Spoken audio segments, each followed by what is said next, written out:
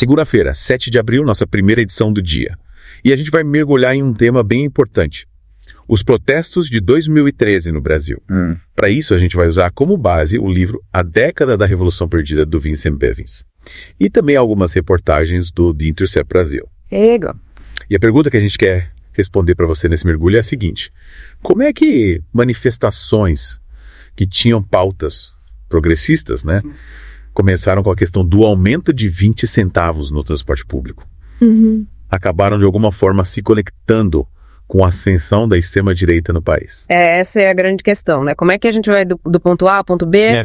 E para entender um pouco dessa trajetória, a gente tem a perspectiva do Vincent Bevins, que ele acompanhou de perto os eventos de 2003 em São Paulo. Mas ele também passou um bom tempo pesquisando movimentos sociais parecidos em mais desses países. Então ele tem uma visão bem ampla. E essa pesquisa dele, que envolveu mais de 200 entrevistas e muita investigação em campo, dá pra gente um panorama bem interessante, né? Pra gente entender o caso brasileiro dentro de um contexto global. E como você bem lembrou, né, tudo começou com uma demanda progressista, liderada pelo MPL contra o aumento das tarifas de transporte. Isso. E aí o Bevins, ele coloca uma ideia central que meio que desafia, né, algumas interpretações comuns, que é a ideia de que, em muitos casos, protestos com demandas democráticas e progressistas, eles acabam sendo cooptados ou sufocados por forças que têm agendas reacionárias autoritárias. Ou até mesmo ligadas a interesses imperialistas, que, no fim das contas, essa dinâmica impede uma transformação social e política mais profunda. Impede que as coisas mudem de verdade, né? Que a gente consiga uma mudança mais estrutural. E o que você acha que torna essa perspectiva do Bevin tão relevante para a gente entender o Brasil? Olha, eu acho que o mais fascinante da análise dele é justamente essa conexão que ele faz entre o caso brasileiro e um fenômeno global mais amplo, né? É como se o Brasil fosse um exemplo. De algo que está acontecendo em vários lugares do mundo. E para ele, a repressão policial que aconteceu ali em 13 de junho de 2013 em São Paulo foi um ponto de virada decisivo. Porque aquela violência toda, né, direcionada aos manifestantes e também à imprensa. Ela não só intensificou a indignação popular, como também atraiu para a rua um outro grupo de pessoas que não necessariamente compartilhavam das mesmas reivindicações da esquerda, né? Então você tem ali uma mudança na natureza do movimento, a partir desse evento. É como se as pessoas que estavam ali por causa do aumento da tarifa, elas meio que saíssem de cena e outros grupos com outras pautas entrassem. Exatamente. E aí começam a ganhar mais visibilidade, né? Esses grupos com essa orientação mais nacionalista, mais conservadora, uma forte oposição à política institucional, principalmente aos partidos de esquerda, né? E aí tem aquela cena emblemática, né?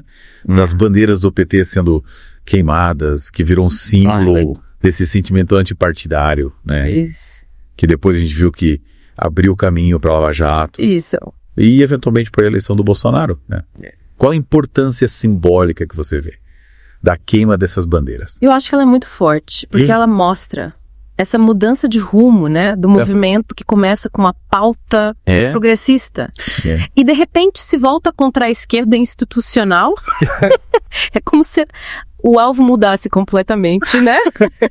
Você, se for conectar isso com o panorama global que o Bevins escreve, a gente vê paralelos em outros lugares, né? Sim, vários lugares. Ele fala do Egito, né? Isso. Que a queda do Mubarak não levou a uma democracia, mas a um golpe militar, né? Um golpe militar. Ele fala da Ucrânia também. Isso, os protestos de Maidan.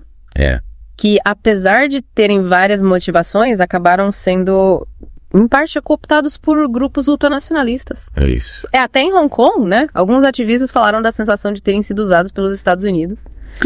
Então, o que o Bevins está mostrando pra gente é que essa dinâmica, ela não é exclusiva do Brasil. É algo que está acontecendo em vários lugares do mundo. E uma outra coisa interessante que ele aponta é que esses movimentos de 2003, eles tinham essa característica, né?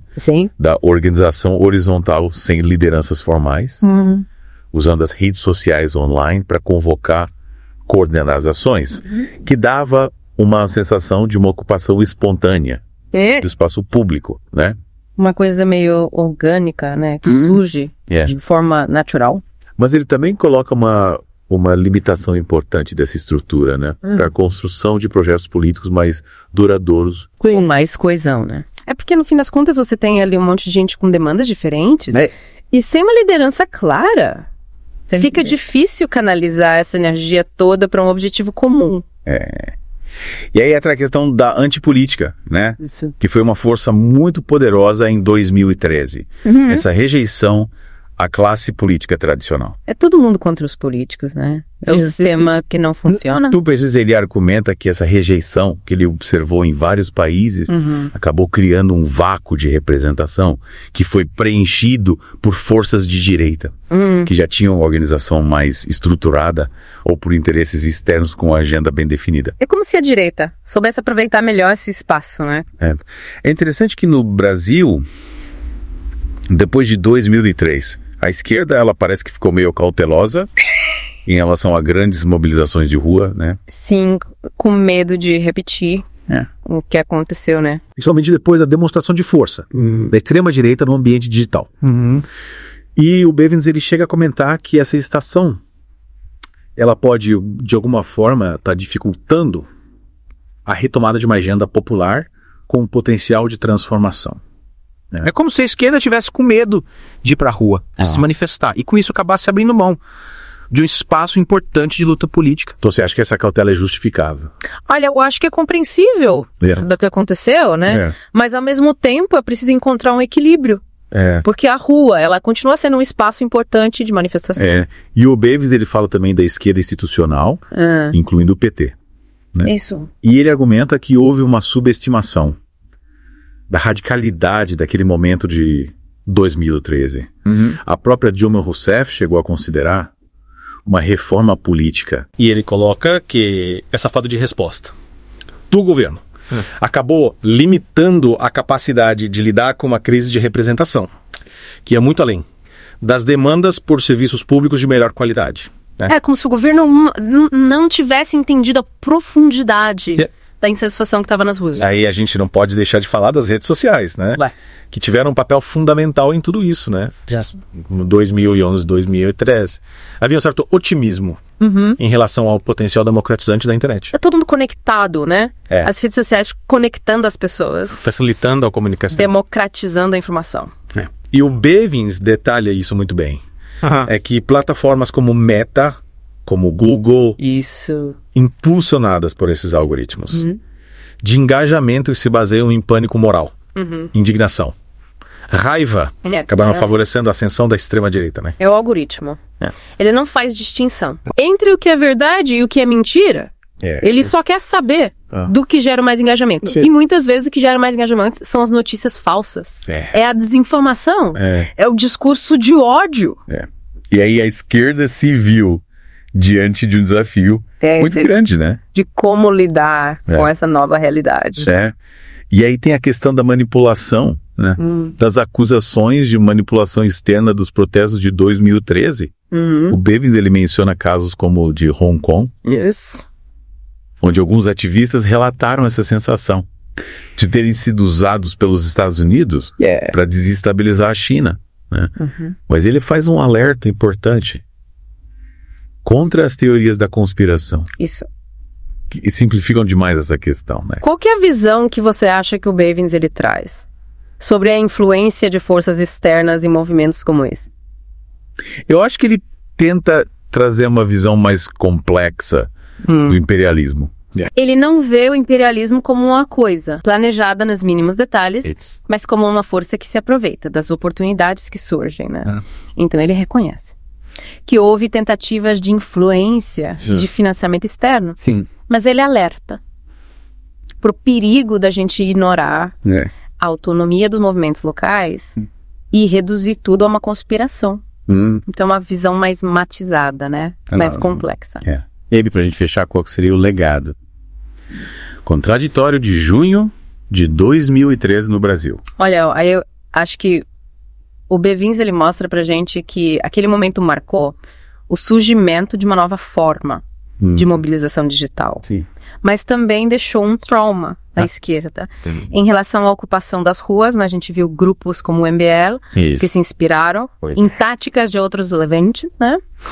E contaram com o apoio de elites econômicas, com estratégias digitais bem definidas, conseguiram ocupar esse espaço. De forma mais eficaz.